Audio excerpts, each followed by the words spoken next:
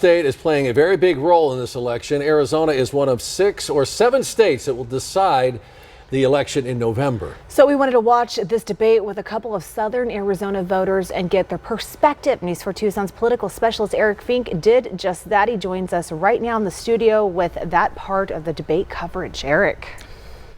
Monica, Shaw and I watched the debate tonight with a committed Democrat and a committed Republican. We knew going into this debate it wasn't likely that their vote would change, but we were focused on whether or not debates like tonight's really matter.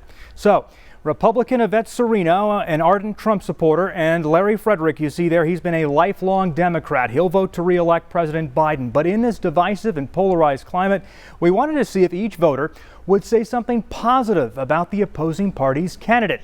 The partisanship is deep, and that was a struggle. So we wondered if this debate tonight, with a little more than 4 months to go, will move the needle.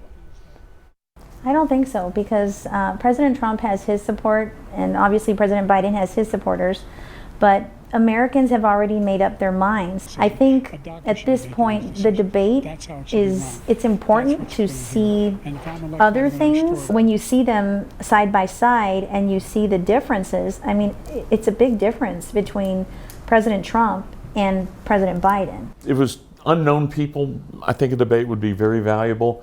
I think in this situation, although they asked some very pertinent questions, some very good questions, some very probing questions, they weren't always answered. I would have loved to have seen some fact checking going on during the debate. And I'd love to see a great big lie sign behind both of them that lit up when one of them said something that was just an absolute fib.